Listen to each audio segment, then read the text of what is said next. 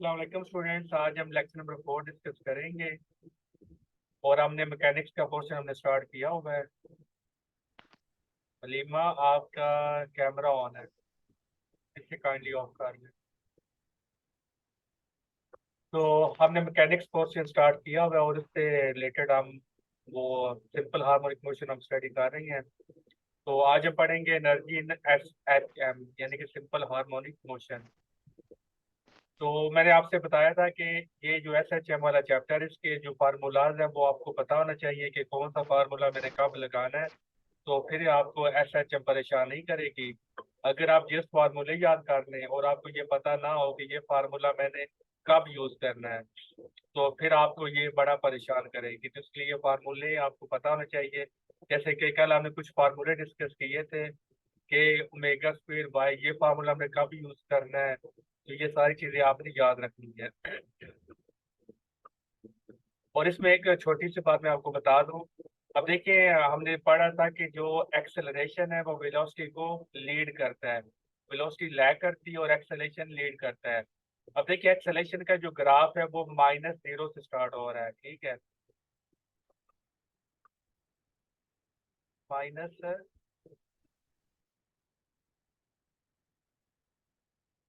यहाँ पर -90, -180, minus plus 270,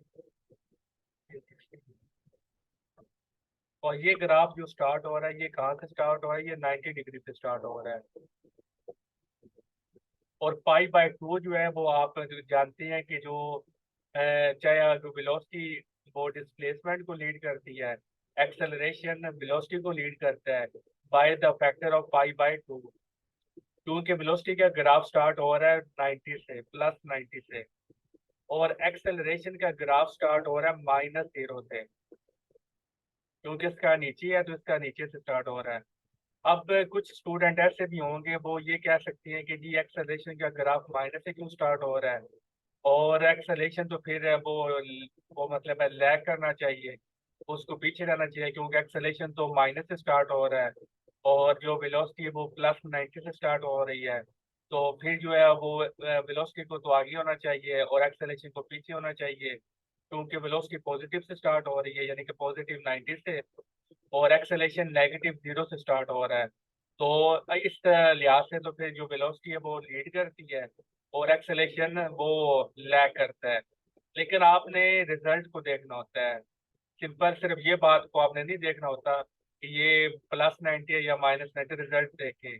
अब जानते हैं कि एक्सेलेरेशन का जो फार्मूला उसमें माइनस का साइन आता है, और माइनस इसलिए आता है क्योंकि जो एक्सेलेरेशन की डायरेक्शन है वो हमेशा टूवर्ड्स द मीन पोजीशन होती है, इसलिए यहाँ पर माइनस का साइन आता है। तो जब आप माइनस पुट करेंगे तो फिर आपका आंसर किस में आएगा? आपका आंसर प्लस में आएगा। अब यहाँ पर आप देख सकती हैं a omega square sine omega T plus pi.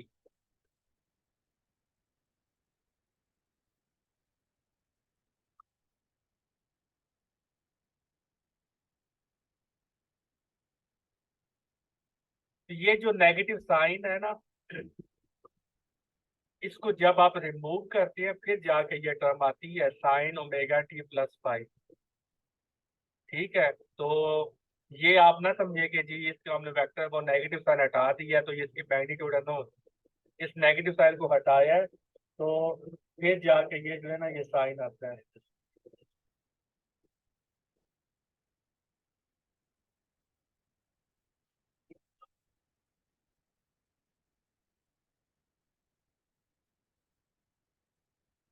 और जब आप वो फिर वैल्यू पुट करती हैं,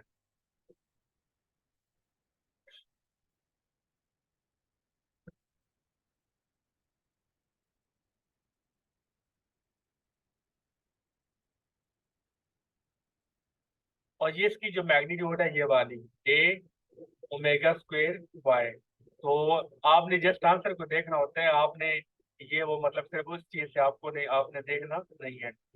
या तो बातें क्लियर है नहीं है तो फिर पूछ लें। जी आज हो जाएंगे लीमा, कुछ इश्यूज की वजह से लेक्चर अपलोड नहीं हो रहे। आज मैं अपलोड करके वो शेयर कर दूँ। कोई सवाल है तो पूछ ले।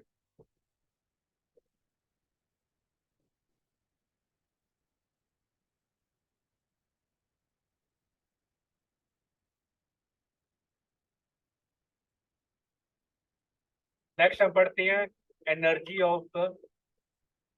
In simple harmonic motion.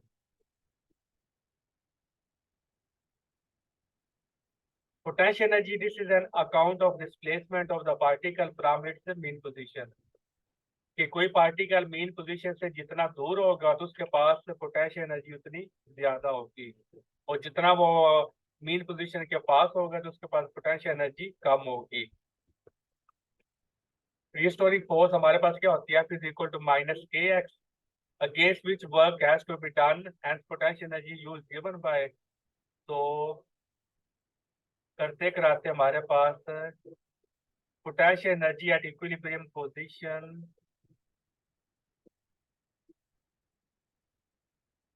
Potential energy at equilibrium position, ये फार्मूला हमारे पास आता है। एट इक्विलिब्रियम पोजीशन हमारे पास क्या आता है, ये वैसे जनरल है हमारे पास, हाफ के बाय स्क्वायर प्लस यू। ये मतलब आप कह सकते हैं कि ये जनरल फार्मूला पोटेंशियल एनर्जी का। तो इक्विलिब्रियम पोजीशन पर अगर आपने पोटेंशियल एनर्जी मालूम करनी है तो आप जानती हैं, जैसे हमने यहाँ पर देखा कि जो पोटेंशियल एनर्जी है वो किससे रिलेट करती है, मीन पोजीशन से डिस्टेंस को। तो मीन पोजीशन पर या इक्विलिब्रियम पोजीशन पर डिस्टेंस जीरो होता है, तो लिहाजा फिर पोटेंशियल एनर्जी कितनी हो जाएगी, जीरो हो जाएगी। तो यहाँ पर आप क्या कर रहे हैं, यहाँ पर आप जीरो पुट कर दें, तो फिर आपके पास पोटेंशियल एनर्जी क्या आ जाएगी, U is equal to half M omega square Y square. और अगर आप इसको मजीद सिंप्लीफाई करना चाहती हैं तो ओमेगा स्क्वायर की वैल्यू क्या होती है, के ओवर एम, तो इसके टर्म में भी आप इसको लिख सकते हैं। तो ये फार्मूला हमारा कब होता है, जब हमारे जो बॉडी इक्विलिब्रियम पोजीशन पर होती है, उस वक्त ये पोटेंशियल एनर्जी का फार्मूला है।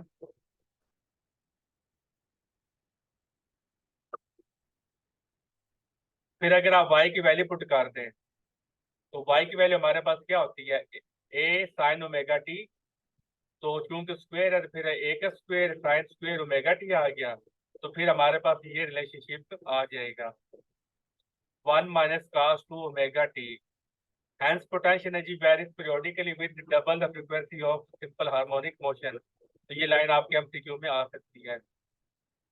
जी हबीब, कौन सा फार्मूला को रिपीट करूं?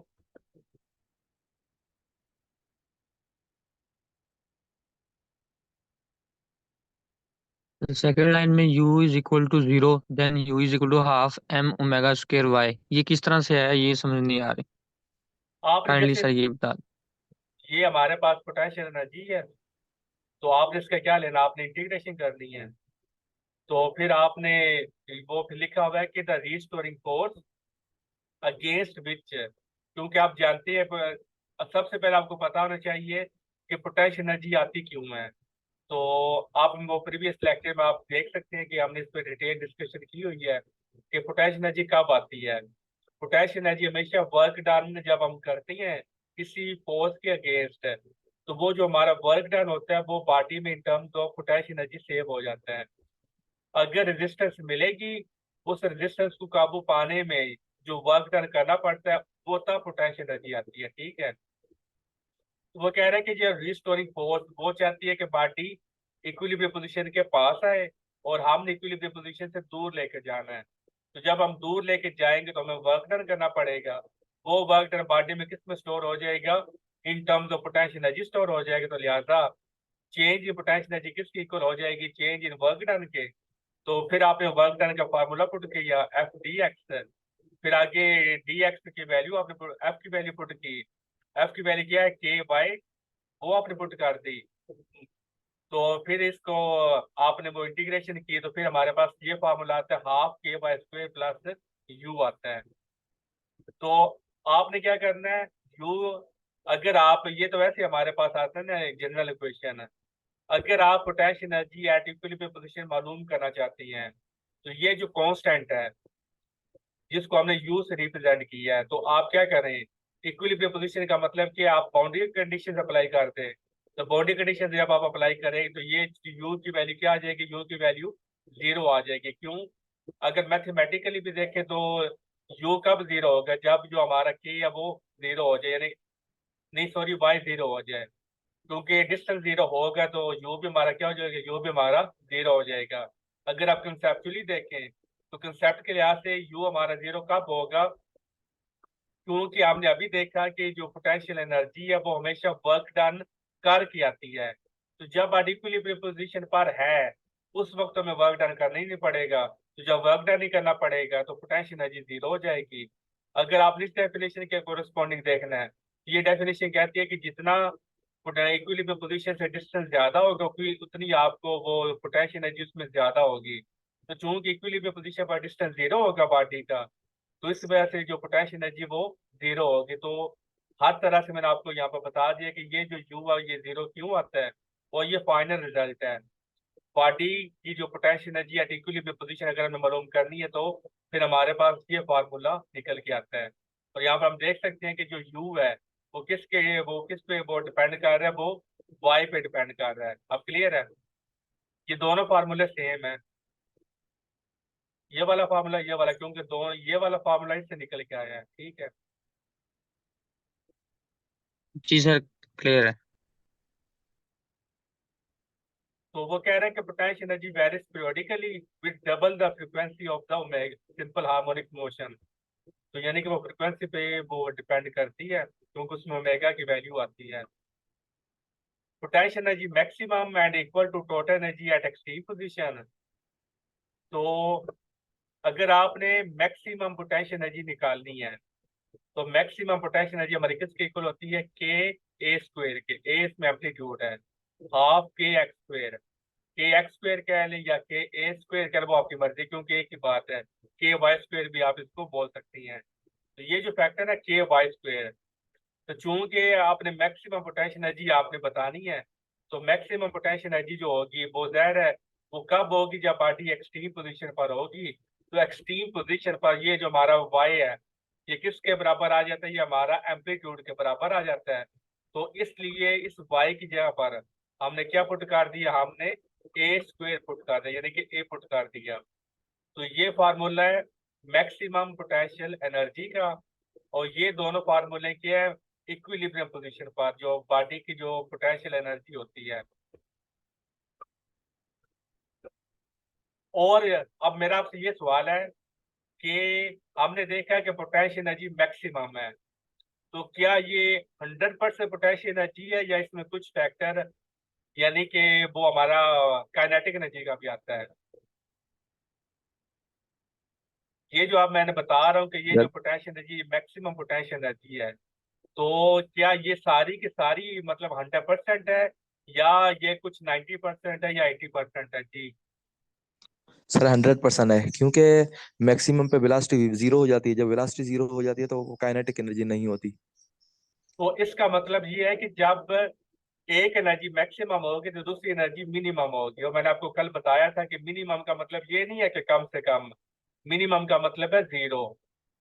तो यहाँ पर 100% आपको वो एनर्जी क्या मिलेगी, आपको पोटेंशियल एनर्जी मिलेगी कहाँ पर, एक्सट्रीम पोजीशन पर। और यही बात उसने लिखी है कि पोटेंशियल एनर्जी मैक्सिमम होती है और यही एनर्जी आपकी टोटल एनर्जी आपकी आती है एट एक्सट्रीम पोजीशन पर। तो ये फिर आपकी टोटल एनर्जी है और यही आपकी वो मैक्सिमम पोटेंशियल एनर्जी के बराबर है। क्योंकि एक्सट्रीम पोजीशन पर वेलोसिटी जीरो हो जाती है बॉडी की, तो वहां पर वेलोसिटी भी जीरो हो जाएगी। तो अगर आप इसको मजीद सिंप्लीफाई करना चाहते हैं तो ये फिर हमारा एम ओमेगा स्क्वायर ए स्क्वायर आ जाता है। तो ये एमसीक्यू आता है कि मैक्सिमम पोटेंशियल एनर्जी के लिए वाई की वैल्यू क्या होगी। वाई की वैल्यू प्लस है तब भी हमारे पास पोटेंशियल एनर्जी मैक्सिमम, और वाई की वैल्यू माइनस है, ए का मतलब है एम्पलीट्यूड, तो तब भी पोटेंशियल एनर्जी हमारे पास मैक्सिमम होगी। क्योंकि अगर हम इक्विलिब्रियम पोजीशन के राइट साइड पे जाएं तो तब भी हमारे पास, तो तब हम प्लस ए लेती हैं। अगर हम इक्विलिब्रियम पोजीशन के लेफ्ट की तरफ जाएं तो तब हम माइनस ए लेती हैं। तो दोनों केसेस में आपके पास मैक्सिमम पोटेंशियल एनर्जी आपको मिलेगी हाफ के एक्स स्क्वायर। तो डिस्प्लेसमेंट ये हमारा हो गया प्लस ए माइनस ए, और एंगुलर वेलोसिटी आपकी कितनी होनी चाहिए, पाई बाय 2 के। ये सारे एमसीक्यू हैं। और टाइम पीरियड आपका कितना होना चाहिए, टी बाय 4। तो जब ये तीनों कंडीशन में से वो सेटिस्फाई होंगी तो बॉडी किस में होगी, बॉडी की जो एनर्जी होगी वो सारी की सारी क्या होगी, मैक्सिमम होगी, और वो होगी potential energy. Potential energy is minimum at mean position. तो मीन पोजीशन पर बॉडी की एनर्जी क्या हो जाती है, मिनिमम हो जाती है, तो इज इक्वल टू 0 आ गई।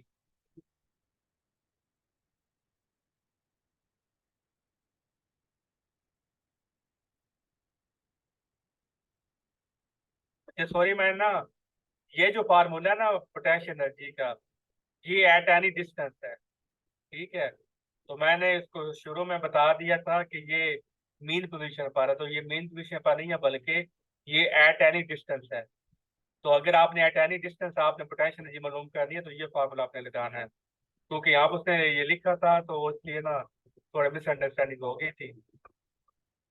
तो मीन पोजीशन पर आपकी पोटेंशियल एनर्जी 0 और आपकी सारी की सारी एनर्जी क्या होती है, आपकी काइनेटिक एनर्जी होती है। तो मिनिमम आपकी कब होगी, जब आपका डिस्प्लेसमेंट 0 होगा, ओमेगा टी का जो आंसर है वो 0 आए, और टाइम पीरियड आपका क्या होना चाहिए, 0 होना चाहिए, तब आपकी एनर्जी क्या होगी, मिनिमम होगी, सारी की सारी काइनेटिक एनर्जी आपके पास होगी। तो मीन पे काइनेटिक एनर्जी मैक्सिमम और एक्सट्रीम पे पोटेंशियल एनर्जी मैक्सिमम। और ये जो फार्मूला है काइनेटिक एनर्जी का, ये भी एट एनी डिस्टेंस है, हाफ एम ओमेगा स्क्वायर ए स्क्वायर माइनस वाई स्क्वायर। तो ये जो फार्मूला है ये भी एट एनी डिस्टेंस है। और ये दूसरा फार्मूला इसी से निकल के आया है, तो ये भी एट एनी डिस्टेंस है।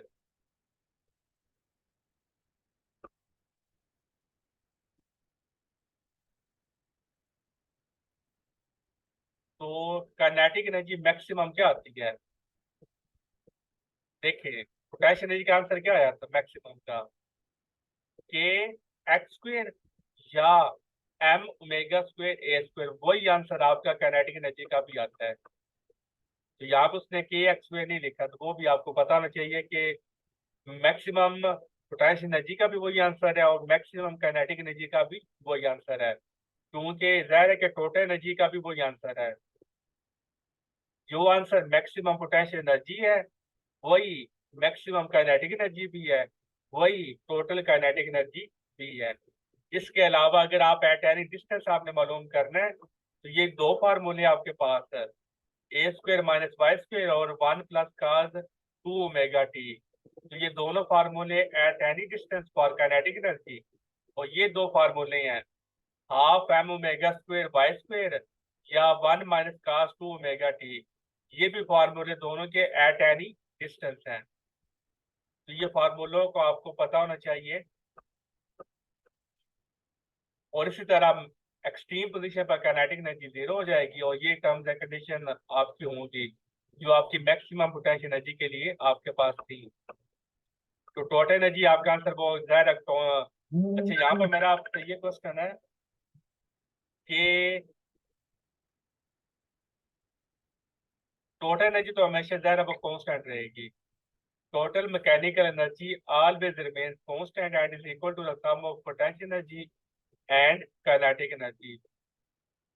Total energy is not a position function, क्योंकि अगर पोजीशन का फंक्शन होती, पोजीशन किसको रिप्रेजेंट करता है, वाई या एक्स।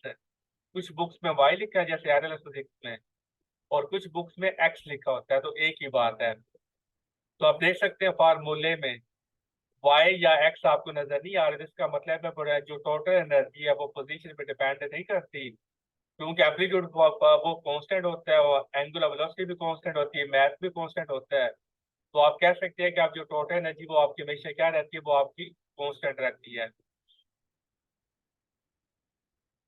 यहाँ पे लिखा ना एम ओमेगा स्क्वायर ए स्क्वायर, तो इसकी शॉर्ट फॉर्म क्या बनती है, हाफ के एक्स स्क्वायर। के एक्स स्क्वायर कह लें, के वो यानी कि डिपेंड करता है ना कि वो किस क्या वो उसने सिंबल यूज की हुई है। तो ये फार्मूला और ये दोनों दोनों फार्मूले आपको याद होने चाहिए, ये ना करें कि ये याद रखने इसको भूल जाए। दोनों फार्मूले पेपर में आती हैं, कभी वो ये वाला पूछ के न्यूमेरिकल कर लेता है या ये पूछ लेता है, दोनों फार्मूले आपको पता होने चाहिए। और इंटरव्यू में भी सम टाइम या कहीं आप डेमो देने जाती हैं तो वो आपको कहता है कि जी मुझे फार्मूला लिख के दिखाएं, तो दोनों फार्मूले आपको याद होने चाहिए। और ये बड़ी इंपॉर्टेंट लाइन है कि टोटल एनर्जी पोजीशन पे डिपेंड नहीं करती। कॉमन सेंस से अगर पोजीशन पे डिपेंड करती होती तो फिर वो पोटेंशियल एनर्जी वो कांस्टेंट, सॉरी टोटल एनर्जी हमारी कांस्टेंट ना रहती। टोटल एनर्जी कांस्टेंट इसीलिए है कि वो पोजीशन पे डिपेंड नहीं कर रही।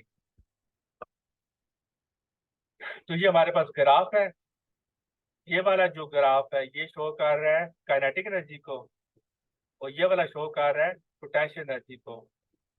तो आप देख लें शुरू में आप काइनेटिक एनर्जी वो इंक्रीज हो रही है, यहाँ पर मैक्सिमम हो गई और फिर डिक्रीज होना शुरू हो गई, और आपकी जो पोटेंशियल एनर्जी है शुरू में मैक्सिमम थी, कम हो रही है, यहाँ पे आके जीरो और फिर इंक्रीज होना शुरू हो गई है। तो आप कोई मुझे बता सकते हैं कि काइनेटिक एनर्जी का ग्राफ तो यहाँ से स्टार्ट हो रहा है, यानी कि हॉरिजॉन्टल एक्सिस से स्टार्ट हो रहा है, और पोटेंशियल एनर्जी का ग्राफ है वो वर्टिकल एक्सिस यानी कि यहाँ से स्टार्ट हो रहा है, ऐसा क्यों है? क्यों? सर क्योंकि पोटेंशियल एनर्जी जो है वो हाइट पे डिपेंड करती है, इस वजह से। क्योंकि हमने शुरू में मैक्सिमम काइनेटिक वो मैक्सिमम वो एनर्जी दिखानी है ना, तो मैक्सिमम एनर्जी हमारी कहाँ पर होती है? एक्सट्रीम पोजीशन पर। तो इसलिए एक्सट्रीम पोजीशन पर उसकी पहले पोटेंशियल एनर्जी मैक्सिमम है, फिर वो कम हो रही है, कम होते होते यानी कि ये लेफ्ट साइड से अभी बॉडी आ रही है, लेफ्ट साइड पे थी बॉडी वापस आ रही है, तो जब वो मेन पोजीशन पर आ जाएगी तो उसकी एनर्जी जीरो हो जाएगी पोटेंशियल, और सारी की सारी क्या आ जाएगी? काइनेटिक आ जाएगी।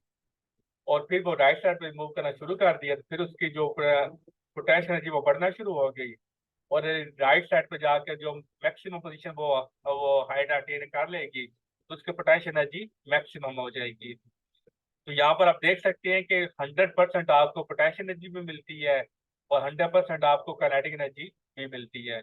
और ये जो लाइन है ये टोटल एनर्जी को रिप्रेजेंट कर रहा है, तो ये इसमें स्ट्रेट लाइन है, और आप जानते हैं कि स्ट्रेट लाइन किसका ग्राफ होता है? कांस्टेंट का। और ये आपके चारों के चारों एमसीक्यू हैं कि जब आपका डिस्प्लेसमेंट जीरो होता है तब आपकी पोटेंशियल एनर्जी जीरो, और जो काइनेटिक एनर्जी किसके बराबर होती है? मैक्सिमम के, यानी कि मैक्सिमम की भी कह सकती है, टोटल एनर्जी के भी वो कह सकते हैं। दोनों में से आपका एमसीक्यू आ सकता है कि वो बोल सकता है कि जब आपका डिस्प्लेसमेंट जीरो है तब आपके पास एनर्जी के किसके बराबर होगी? तब आपकी एनर्जी काइनेटिक एनर्जी के बराबर होगी। डिफरेंट वे से आपसे सवाल पूछ सकते हैं, आपसे फार्मूला पूछ सकते हैं, आपसे ये पूछ सकते हैं कि टोटल एनर्जी कितनी होती है। तीसरा एमसीक्यू के टोटल एनर्जी काइनेटिक एनर्जी के बराबर होती है। तो चौथा सवाल के काइनेटिक एनर्जी मैक्सिमम होती है। पांचवा सवाल कि उस वक्त पोटेंशियल एनर्जी कितनी होती है। तो ये डिफरेंट वे से आपसे घुमा के वो पेपर में पूछ सकते हैं। तो जब प्लस से हो या माइनस से हो तब आपकी जो टोटल एनर्जी वो किसके बराबर हो जाती है? पोटेंशियल एनर्जी के बराबर हो जाती है, तब आपकी काइनेटिक एनर्जी जीरो होती है। अगर हाफ एम्पलीट्यूड है तो फिर आपकी पोटेंशियल एनर्जी वो 4 टाइम्स कम हो जाएगी और काइनेटिक एनर्जी 3E/4 हो जाएगी। ये बड़ा इंपॉर्टेंट है। अगर ये वाला डिस्प्लेसमेंट आ जाए तो फिर ये वाले फार्मूले आपके आ जाएंगे, यानी कि ये पेपर में आया हुआ है कि आपकी जो पोटेंशियल एनर्जी और काइनेटिक एनर्जी ये दोनों बराबर हो गई है। किस डिस्टेंस पर आपकी पोटेंशियल एनर्जी और काइनेटिक एनर्जी बराबर होती हैं? यहाँ पर आप देख भी सकते हैं ग्राफ मिल रही हैं, यहाँ पर काइनेटिक एनर्जी के और पोटेंशियल ये दोनों ग्राफ यहाँ पर मिल रहे, मिलने का मतलब यहाँ पर दोनों बराबर हो गई हैं। तो बराबर किस डिस्टेंस पर हो गई है? A/2 का स्क्वायर रूट वो कितनी होती है? टोटल एनर्जी का हाफ कर ले। डिफरेंट वे से आपसे पूछ सकता है टोटल एनर्जी का हाफ किस डिस्टेंस पर होता है? किस डिस्टेंस पर, किस डिस्टेंस पर काइनेटिक एनर्जी मैक्सिमम वो काइनेटिक एनर्जी और पोटेंशियल एनर्जी बराबर होती है? इस डिस्टेंस पर, और ये मैक्सिमम एनर्जी नहीं है। क्लियर? अब देखें हाफ ये जी है ना, सर। टोटल आंसर आपका क्या आना चाहिए? ई। तो काइनेटिक एनर्जी भी E/2 है, पोटेंशियल एनर्जी भी E/2 है, तो E/2 प्लस E/2 आंसर क्या आ गया? वापस आपका ई आ गया। तो टोटल एनर्जी आपकी कांस्टेंट हो जाएगी। अगर आपसे टोटल एनर्जी का पूछें कि इस डिस्टेंस पर टोटल एनर्जी पूछे तो इससे आपने कंफ्यूज नहीं होना। टोटल एनर्जी तो आपकी ई रहेगी, जो मर्जी डिस्टेंस आपको दिया जाए, चाहे आपको 0 दे दिया जाए, चाहे आपको प्लस से माइनस से दे दिया जाए, कुछ भी दे दिया जाए, टोटल एनर्जी हमेशा आपकी ई रहेगी। चेंज किस में आएगा? पोटेंशियल और काइनेटिक में। तो सर किसी ये जो डिस्टेंस ए का हाफ है वो तो समझ में आ रहा है, लेकिन ए का अंडर रूट हाफ ये कैसे होगा? ये इसकी वैल्यू निकाले ना, तो वो आपको मिल जाएगी आई थिंक तो 3 का स्क्वायर रूट बाय 2 शायद इस तरह है। एम्पलीट्यूड का आपने 2 का स्क्वायर रूट आंसर ले ना, तो क्या आता है 1.21 आता है, क्योंकि वो कैलकुलेशन कर रहे हैं ना। तो उन्होंने इससे वो डिस्टेंस देखा कि इसलिए ये तो स्क्वायर रूट के टर्म्स में लिख दिया है। तो अगर आप उसको नंबर्स के फॉर्म में लिखेंगे, तो अगर टोटल डिस्टेंस फॉर एग्जाम्पल 10 है, तो कोई एक ऐसा डिस्टेंस होगा जहाँ पर जाकर वो उसका आंसर जो है ना वो बराबर आ जाएंगे। ठीक है। ठीक है सर वो जो मीन पे वेलोसिटी होती है वो मैक्सिमम होती है। सर क्या वो वेलोसिटी वेरिएबल वेरिएबल होती है या कांस्टेंट होती है? मतलब मीन पोजीशन पर हमेशा, मतलब पहली दफा आई है तो दूसरी दफा भी जब आएगी, अगर एयर रिस्ट्रिक्शन नहीं है तो दूसरी दफा भी मीन पोजीशन पर उसको वही वेलोसिटी रहेगी। सर क्या हम यहाँ पे इम्पल्स का कॉन्सेप्ट ले सकते हैं, क्योंकि इम्पल्स होता किसका? है चेंज इनटू मोमेंटम। इम्पल्स। जी। क्योंकि इम्पल्स होता है चेंज इनटू मोमेंटम, अगर वेलोसिटी मतलब चेंज नहीं हो रही तो मोमेंटम चेंज नहीं हो, तो मोमेंटम जीरो होगा, तो इम्पल्स जीरो होगा। अगर वेलोसिटी वेरिएबल हो सकती है तो फिर मोमेंटम यानी को कॉन्सेप्ट आ जाता है, तो फिर इम्पल्स आ जाता है।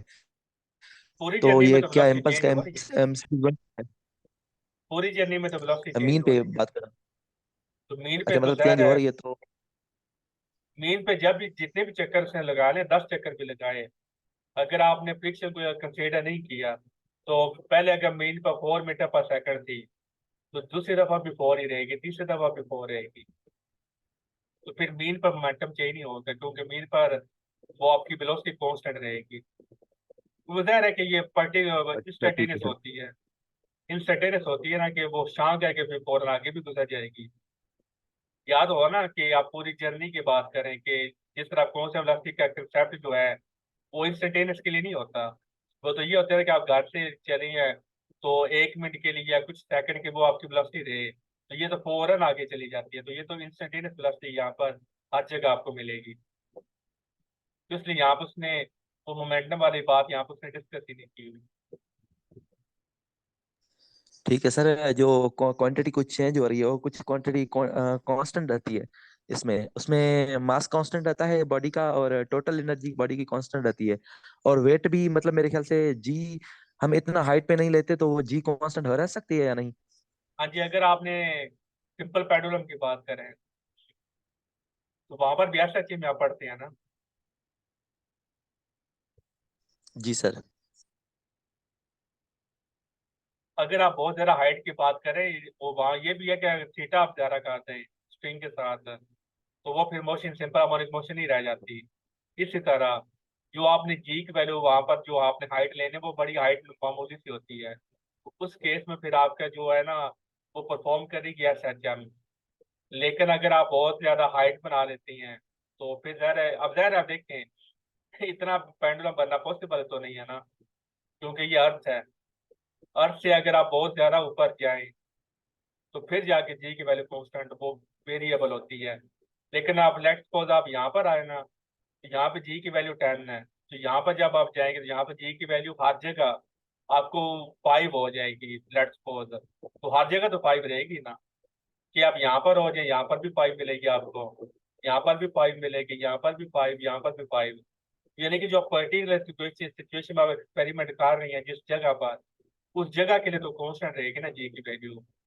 हाँ, अगर आप ये बोले कि यहाँ पर ये एक सिंपल पेंडुलम है और एक सिंपल सिंपल पेंडुलम वो मून पे है या यहाँ पर है, तो इसके सिंपल पेंडुलम का आंसर कुछ और आएगा, इसके सिंपल पेंडुलम वाले का आंसर कुछ और आएगा, मून वाले का आंसर कुछ और आएगा। लेकिन इसका हर जगह आंसर सेम होगा, इसका हर जगह आंसर सेम होगा, मून का हर जगह आंसर सेम होगा, लेकिन तीनों पेंडुलम्स आपस में एक दूसरे से डिफरेंट होंगे। क्लियर? जी सर क्लियर हो गया सर। जो एक्सीलरेशन है यानी जो रीस्टोरिंग फोर्स है वो मैक्सिमम होती है एक्सट्रीम पे, और उसकी जस्ट डायरेक्शन होती है मीन पे ना? डायरेक्शन हमेशा हर मूवमेंट उसकी वो टूवर्ड द मेन पोजीशन रहेगी हर लम्हे। ये नहीं है ठीक है कि सर बस क्लियर हो गया सर। एक्सट्रीम पे जाकर वो मेन पोजीशन पर होती है, नहीं, बल्कि हर मोमेंट पर उसकी डायरेक्शन हमेशा टूवर्ड द मेन पोजीशन होती है। तो ये आप रीस्टोरिंग फोर्स की डायरेक्शन हर वक्त वो मीन पोजीशन की तरफ थी, तो इसका मतलब है जो आपका एक्सेलरेशन है उसकी भी डायरेक्शन आपकी हमेशा वो मीन पोजीशन की तरफ ही रहेगी, चाहे आप मीन पोजीशन की तरफ आ रही हैं या जा रही हैं, डायरेक्शन मीन पोजीशन से हटेगी नहीं। जस्ट मैग्नीट्यूड मैक्सिमम होता है उस पे, एक्सट्रीम पे। हाँ जी, मैग्नीट्यूड उसका मैक्सिमम होता है, क्योंकि डायरेक्शन से तो आप वो नहीं ना बता सकते कि किसी की मैग्नीट्यूड मैक्सिमम है या मिनिमम है, डायरेक्शन से तो हमें नहीं ना पता चलता, वो तो नंबर से पता चलता है। ठीक है सर। सर वो आप जो इंस्टेंट की बात करते हैं वो मुझे समझ में नहीं आ रही, इंस्टेंट है क्या मतलब कि किसी पॉइंट पे या? पर्टिकुलर मोमेंट पे, पर्टिकुलर सेकंड पे, अभी मैं आपसे बात कर रहा हूँ, आप गाड़ी ड्राइव कर रहे हैं, मैं आपसे बोलूँ किस वक्त आपकी वेलोसिटी क्या है, तो जो आप वेलोसिटी बताएंगे वो इंस्टेंटेनियस होती है, यानी कि लम्हे की वेलोसिटी, पर्टिकुलर जी मोमेंट की सर जो अभी। बात होती है। हाँ सर, मतलब एक सेकंड के अंदर ही अंदर जो बात होती है वो टाइम सही वही। अप्रोचेस टू जीरो, इतना शॉर्ट टाइम होता है, जीरो टाइम नहीं होता बल्कि टाइम अप्रोचेस टू जीरो, ये भी इंटरव्यू में सवाल पूछा गया है और डेमो में भी पूछा गया है कि ये जो हम बात करते हैं कि इंस्टेंटेनियस वेलोसिटी क्या होती है, तो इंस्टेंटेनियस वेलोसिटी को आप लम्हे की वेलोसिटी बोलती हैं, सेकंड की वेलोसिटी नहीं, ठीक है सर अब। क्योंकि सेकंड बड़ा टाइम है, आप उस बोलेंगे लम्हे की वेलोसिटी, क्योंकि सेकंड का मतलब है जी सर। वन और लम्हे का मतलब है टाइम अप्रोचेस टू जीरो, तो दोनों में फर्क है। ठीक है सर, अब कॉन्सेप्ट क्लियर हो गया। कोई और किसी का सवाल है तो पूछ लें।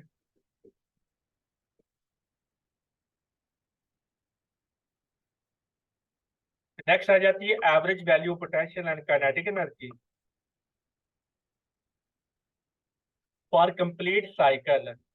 एवरेज वैल्यू पोटेंशियल एनर्जी क्या आती है, 1/4 m ओमेगा स्क्वायर ए स्क्वायर, और काइनेटिक एनर्जी भी ज़ाहिर है वही आएगी, क्योंकि टोटल एनर्जी आपकी क्या रहनी है, टोटल एनर्जी आपकी कांस्टेंट रहनी है।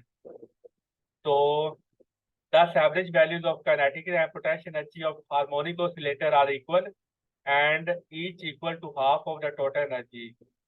और टोटल एनर्जी क्या आ जाती है, 1/2, एवरेज टोटल एनर्जी कितनी होती है, हाफ ई। एवरेज का मतलब क्या है, कंप्लीट साइकिल, कंप्लीट साइकिल का मतलब क्या है कि पहले बॉडी यहाँ पे थी, यहाँ पर गई, नंबर वन, फिर वापस आई, टू, फिर यहाँ से गई, तीन, फिर वापस आई, चार, तो चार वो मतलब जो उसकी है, तो उस टोटल जर्नी है उसकी जो अगर आप टोटल एनर्जी निकाले तो वो आपका आंसर क्या आता है, वन, आंसर तो आपका ई आता है, सॉरी, लेकिन ये जो टोटल एनर्जी है वो तो आपकी हमेशा कांस्टेंट ही रहेगी, लेकिन जो आपकी काइनेटिक एनर्जी है एवरेज है वो टोटल एनर्जी के हाफ के बराबर होती है।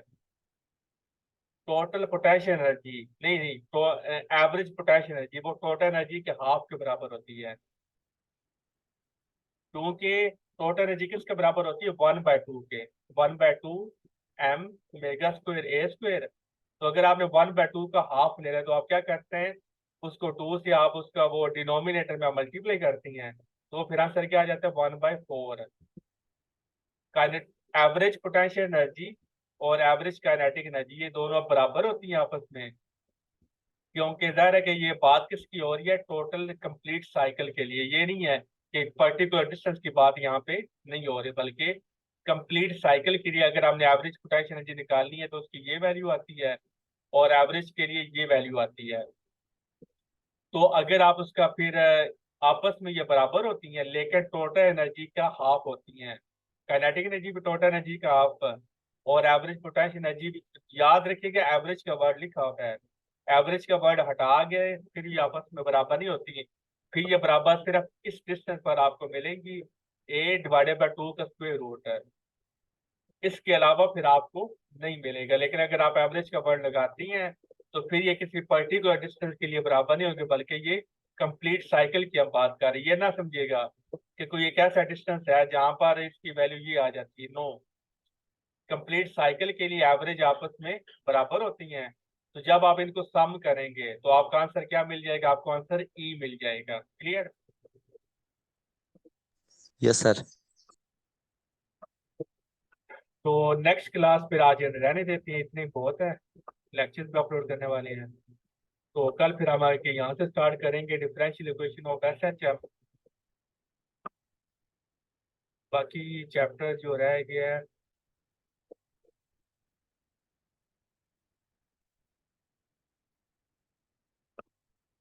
हाँ जी, आज जुम्मा है ना, तो कल ये चैप्टर खत्म हो जाएगा। हाँ जी, हो जाएगा। तो संडे को अब लास्ट चैप्टर का भी आपको क्विज नहीं होगा, तो ये हमारा यानी कि कल ये चैप्टर हमारा खत्म हो जाएगा। तो फिर संडे को एक चैप्टर का क्विज रख लेंगे, ठीक है।